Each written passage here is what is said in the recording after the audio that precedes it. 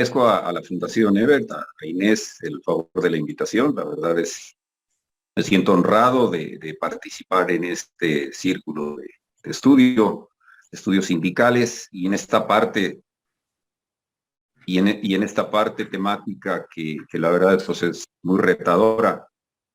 Tomé nota puntual de las sugerencias bien importantes, bien precisas de Jorge. No tenía el gusto de conocerle. He conocido, sí, muchos estudiosos de la materia del desarrollo económico, del ámbito laboral, el ámbito productivo, de la correlación de fuerzas entre organizaciones sindicales y empresas, y la verdad, a veces se sorprende uno gratamente, como ahora, cuando se logran síntesis así de precisas, digamos. Mi experiencia sindical sí ya es de 40 años. Yo me inicié en las cuestiones sindicales en 1981. Yo fui trabajador de base en alguna etapa de mi vida, en una fábrica que hacía perfil abierto, perfil cerrado de metal, pues, en una ciudad industrial aquí de Irapuato. Y después pude estudiar economía, y después he estado en distintas, muy distintas y diversas tareas sindicales desde muy joven. Eh, yo en ese sentido quisiera, primero me quedo con una de las fuertes conclusiones de Jorge, y quiero resaltarla.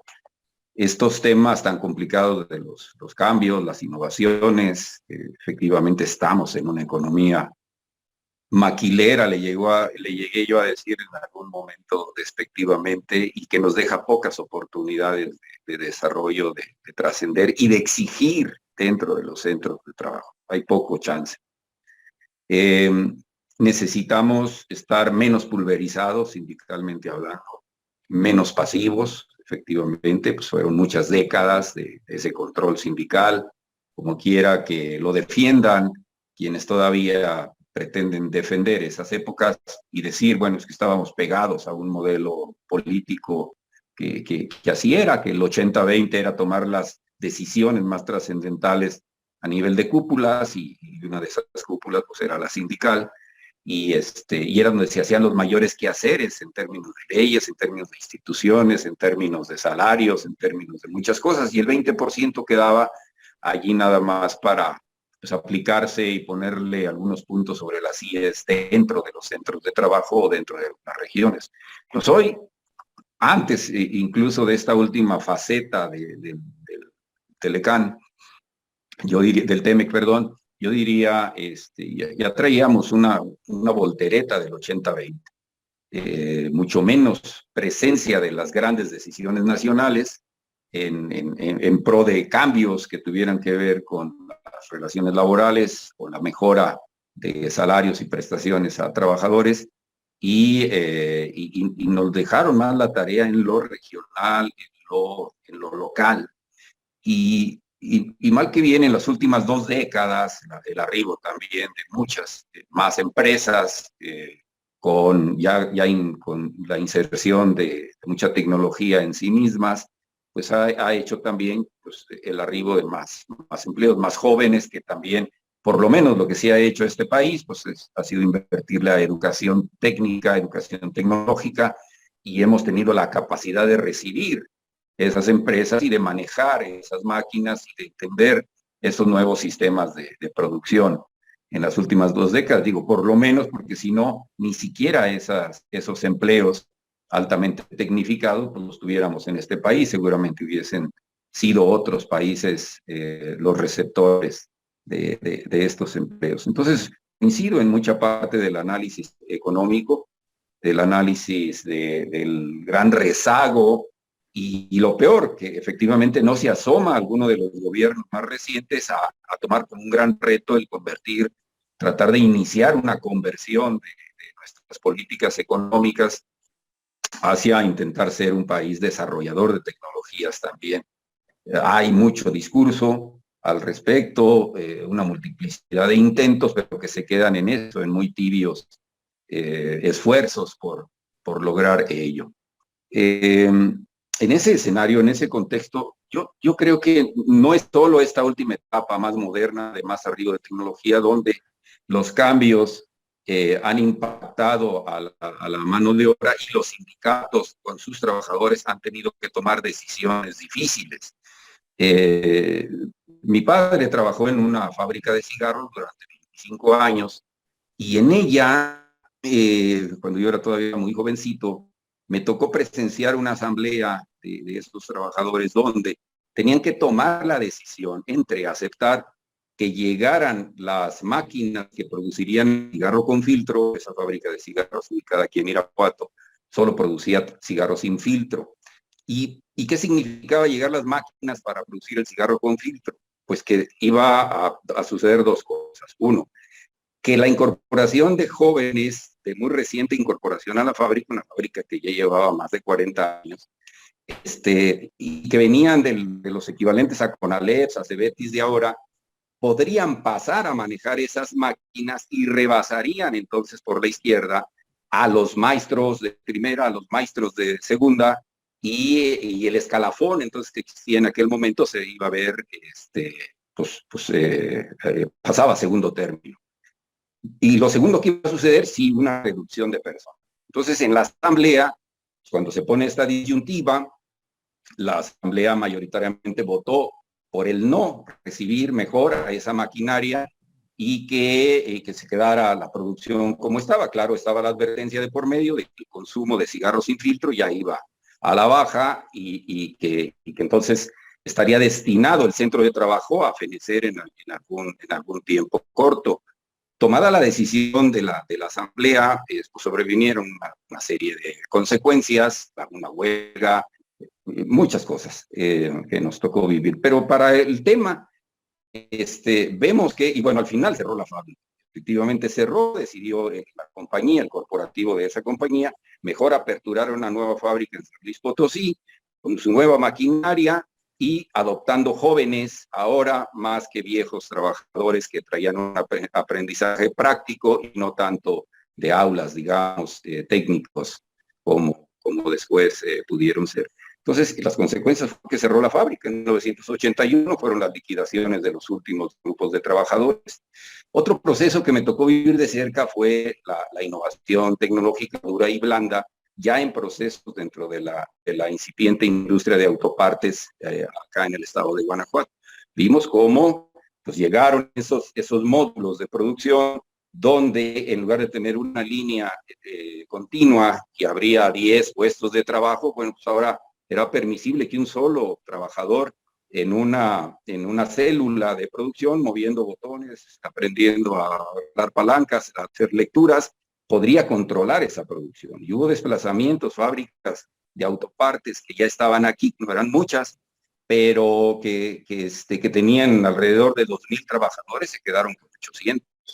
¿Qué, qué, qué sucede con la reacción sindical? Bueno, ver este fenómeno, tratar de adaptarse de la mejor manera posible, como bien lo dice Jorge, y bueno, aprender que cuando vienen las grandes oleadas de inyección tecnológica, más vale entenderlas, más vale tratar de involucrarse lo más posible en lugar de intentar repelerlas, porque yo lo he descrito así, es como ver venir una ola. Si tú te opones a ella, lo que va a hacer es revolcarte y eventualmente ahogarte.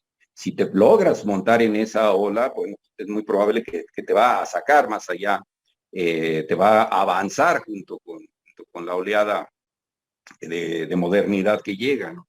En esa oleada es donde yo ubico el arribo en los últimos 20 años de las empresas ya armadoras de carros y de la industria de autopartes, cosa que no teníamos. Hoy hay una gran lucha y crítica de los sindicatos de Estados Unidos, porque se quejan de que acá efectivamente ha sido un fenómeno de aceptación con salarios pues, comparativamente muchos más bajos, y la crítica de que ha habido poca lucha por lograr mejorar esos salarios. Pero no vemos en ningún momento cómo hace años pudieran haberse solidarizado y ser ellos y no sus gobiernos o sus empresarios los que dijeran, oigan, a ver, ya tenemos aquí 70 empresas armadoras de autos, vamos mandando unas poquitas para México. No, llegaron pues, por conveniencia del capital, sí, por acuerdos de los gobiernos, sí, pero también porque ya teníamos juventud con capacidad de recepción de estas nuevas tecnologías que también ya pudieron ser más amigables con el manejo. Y a ello obedece pues que hayamos tenido esta elevación. Aún así, el papel de los sindicatos pues siguió siendo de adaptación, de velar, pues, en el mejor de los casos, digo, también yo no voy a de ninguna manera discutir ni a negar que también la forma de acomodarse de muchos sindicatos, sobre todo estos, entre comillas, institucionales o corporativos o como se le quiera llamar, pues fue de decir, lo mejor que puedo hacer son buenas relaciones laborales, nueva cultura laboral, y eso es no oponerme o no proponer cambios al interior de las fábricas, ¿no? Eso es algo pues que sucedió mucho tiempo. Teníamos incluso en las búsquedas más difíciles de mejora de salarios y prestaciones, teníamos una competencia a la baja, porque precisamente esa oferta de sindicatos o de entre comillas, dirigentes sindicales que eran más dados a la apuesta de facilitar las cosas, de decir que las decisiones las tomen las empresas y yo nada más acompaño, pues hacía que tuviésemos una serio predicamento cuando se buscaba elevar salarios o prestaciones, porque había otro sindicato que podía inducir la empresa a que entonces fuera ese otro sindicato el que se quedara en el centro de trabajo. Y con eso hay muchas artimañas, líneas adentro de la producción, donde pues, se utilizan los supervisores, se van generando condiciones que era en aquellos tiempos, gobierno de por medio afín a este tipo de prácticas, pues era muy difícil repeler, ¿no? Hoy tenemos estos nuevos tiempos, la reforma, las obligaciones de consultar absolutamente para todo a los trabajadores. Yo lo celebro. Como organización sindical, vamos bien, todavía nos faltan, o sea, nosotros nos toca en suerte atender 158 contratos colectivos de trabajo, ya nada más nos faltan 28, firmar, los demás ya los logramos. Y bueno, pero ya empezamos también con la oleada de negociaciones del contrato colectivo y las consultas para que apruebe la base, voto directo y secreto, que está de acuerdo con lo que se está negociando en cada momento. Esto viene presionando a la alza el que hagan mejores esfuerzos los negociadores de las empresas, sus corporativos, y mejoren la oferta que antes se tenía, sin duda alguna. Así que para mí viene muy bien la reforma, lo que llega tarde. Me parece que estos elementos se asomaron tímidamente para intentar quedar en las primeras negociaciones de la, ¿cómo le querían llamar? La carta laboral o el segmento laboral desde el TLC. Y bueno, después de discusiones se quedaron ahí dos pinceladas nada más muy superficiales y no se profundizó. Era necesario que se hiciera. ¿Qué podemos hacer los sindicatos actualmente? Pues sí, primero, dejar de pensar que somos únicos, que nuestro modelo de quehacer sindicales es mejor que el otro, si ni siquiera conozco suficientemente cuál es el modelo que intentó seguir, en qué erró o qué le ha faltado. En fin, necesitamos un intercambio más integral de mesas, dada esta dispersión sindical que tenemos tan fuerte, aún dentro de centrales obreras, que se supondría sirvan al menos para pues, sentar afines, ¿no? De industrias afines, pues eso no sucede. Y menos sucede si no se es de la misma central obrera o si se es parte del sindicalismo independiente, que ya también está cobrando forma orgánica, organizativa. Yo creo que debemos despojarnos de ese pensamiento egoísta, e ir al encuentro. Pero no sé si me siguen escuchando.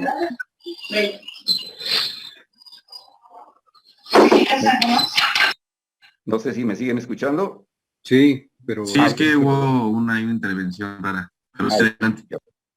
Bien, entonces, lo primero que hay que hacer es debatir estos temas de una forma más amplia, más transversal, más profunda.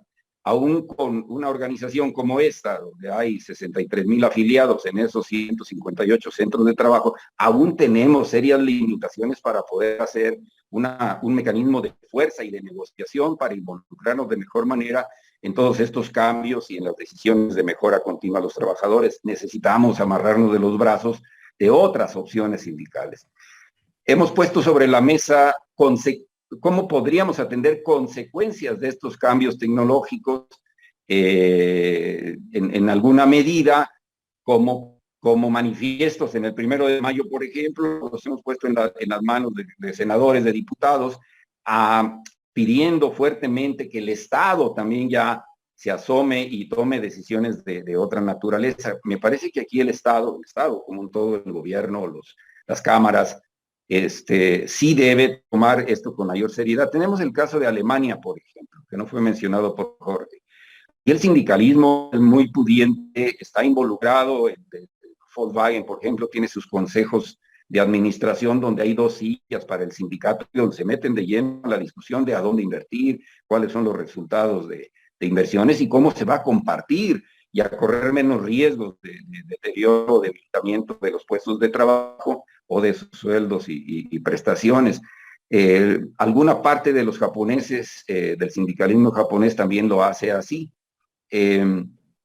Pero, bueno, aquí estamos muy, muy lejos de lograr esas posibilidades y más lejos estaremos si no nos integramos de una forma más solidaria, más reconocida y sabiendo que la debilidad como país pues se reproduce en una super debilidad sindical de representación de trabajadores si seguimos actuando como si fuésemos lo mejor, sí, y que no necesitamos de los otros. Lo que necesito es quitarle el contrato colectivo, lo que parece desear muchos, entre comillas, nuevos actores, y que dicen es que todo lo que estaba antes era nefasto, y bueno, venga ahora, mejor quítense y yo voy por ahí, ¿no? Creo que de esa manera nos vamos a tardar mucho y quizás vamos a encontrar que nos sigan ganando la partida las empresas, que a su vez, pues como ya lo refirió muy bien Jorge, pues parece estar movida por una gran mano, ¿no? Que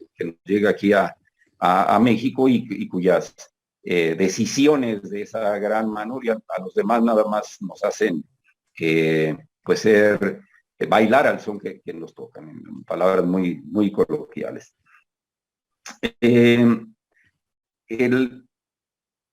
Les voy a dar ejemplos de cómo también aquí ya nos ganó la partida la industria 4.0, es decir, cuando la discusión quisiera ser ¿qué puedo lograr para negociar con las empresas? Bueno, lo más que hemos podido negociar nosotros es donde vemos desplazamiento de mano de obra, donde hay 1,500 que se desplazan 70.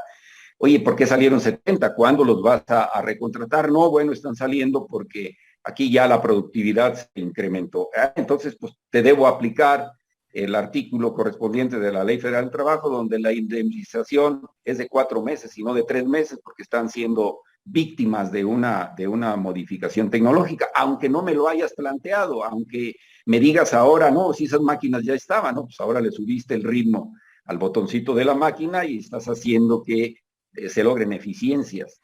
Estamos defendiendo las consecuencias con muy poca posibilidad de lograr incorporarnos en las discusiones, mucho menos a nivel de planta. Esa es una gran verdad. Les doy otro ejemplo, General Motors, que en algún momento estuvimos ahí. Cuando inició en los 90s, cuando encontró la parte alta de su curva de aceleración, que así se llama cuando vas dominando las tareas por parte de los equipos de trabajo autodirigidos, que allí fue una de las primeras empresas donde se instauró este modelo de producción. Pues, tuvimos 34 unidades por hora y ya salió en la revista J.D. Power ese gran éxito y se fabricaban Suburbans, ojo, con camionetas muy complejas, muy, muy, muy grandes, muy lujosas, muy vendidas. Pues después se fueron ajustando los equipos de trabajo, desde luego se fueron logrando eficiencias en la producción y después llegamos a los 42 unidades por hora. Y las discusiones para el salario iban más o menos emparejadas, teníamos buenos porcentajes en todos los primeros años. en aquellos años teníamos asambleas, y teníamos elecciones democráticas del comité sindical, cuando estaba CITIM en esa planta de General Motors de aquí de Silao. Fue en el 2005 donde pasaron cosas muy raras, de las que ya les referí, y bueno, nos desplazaron y entró otro sindicato que ahora acaba de salir. Y celebro que así haya sido. Bueno, pero yo me voy a la producción. ¿Cómo la instauración de las nuevas tecnologías, de los sistemas que van haciendo mucho más productivos y eficientes y por supuesto rentables, van como la humedad, van entrando poco a poco? Hoy día, ustedes se preguntan, ya no hacen la Suburban, después se hizo la Escalade, después se hicieron el Avalanche, y se hace la doble, una camioneta. Bueno, pues hoy están produciendo a 63 unidades por hora. Y cuando uno ve el gap entonces de productividad y de ganancias que eso significa contra el gap de crecimiento de salarios y prestaciones, no, bueno, pues traemos un diferencial impresionantemente grande. Así que aunque podamos casi únicamente administrar las consecuencias de las inyecciones ya de suyo cuando llegan o posteriores de innovaciones tecnológicas, duras o blandas, lo que sí podemos hacer es cuantificar los efectos, los resultados y hacer más fuerza de argumento, y si no sirve, si no basta esta, pues fuerza de postura, involucrar con información, y en esto sí los sindicatos tenemos el reto de innovarnos hacia a nosotros mismos para que los mecanismos de comunicación asertiva, de mayor comunicación, porque si no, luego se queda uno como el llanero solitario. Uno sí hace la lectura posiblemente adecuada de qué está pasando en ese mundo de la producción, de las ganancias contra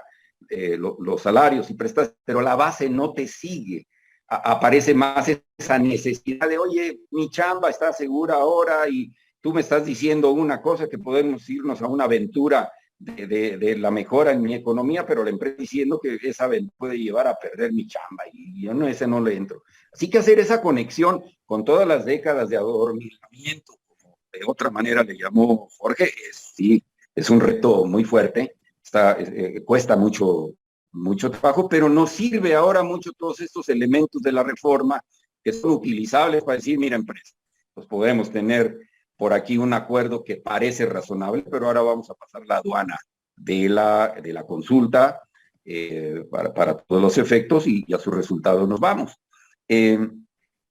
Pues no, de momento yo no estoy tomando mi tiempo, tampoco me han señalado lo de un minuto. Daría dos conclusiones rápidamente. Tenemos que entrelazarnos más, las organizaciones sindicales, despojarnos de esa soberbia que continuamente nos acompaña. Y claro, hablando de sindicalismos de verdad, pues no estoy hablando que ahora venga el perdón por de manera automática para quienes se han prestado a tener contratos de protección patronal. No, estoy refiriéndome a sindicatos activos, con contratos colectivos activos, con trabajadores que han tenido elecciones democráticas, donde tenemos un mosaico mucho más amplio que lo que creemos tener como verdad única. Y trazar estos grandes temas para lograr una confluencia sindical mucho más fuerte de la que hoy esta dispersión nos está dando. Lo intentamos en aquellos años. La verdad es que Inés sabe, estuvo por ahí en ese tiempo también ayudando en la medida de lo posible desde la institución que representa. Quisimos crear Consta, y bueno, pues hubo con don Abascal, en paz descanse, como secretario del Trabajo, hubo sí represalias severas con gobiernos que pues, pensaban que todo era mejor si se controlaba a los sindicatos, si se controlaba y se pulverizaba estas posibilidades para los trabajadores. Y lo otro es que sí, aunque estamos recibiendo únicamente las inversiones tecnológicas, me parece que debemos hacer más presión hacia el Estado. No me refiero al gobierno, repito, que está en lo federal o el otro que está a nivel estatal, sino como Estado debemos abrir más los ojos para la interlocución con diputados que no solo siguen los discursos de posibilidades y a favor de los trabajadores, sí, pero aquí puntualmente quisiera que establecieran leyes. En Alemania van muy avanzados, ya tienen leyes que son proclives a que de tener primero 2,000 o más trabajadores, luego se fueron a 1,000 o más trabajadores, tiene que, cada vez que se inyecta más tecnología, en lugar de desplazar puestos de trabajo, tienen que reducirse las horas de trabajo. Se están llevando esto a las discusiones parlamentarias de toda Europa, y entonces esa es la ruta de la sensibilización a nivel del Estado, en concordancia con un sindicalismo que pudiera ser más unido que pulverizado como hoy lo tenemos. Pues gracias por escucharme, aquí sigo al pendiente.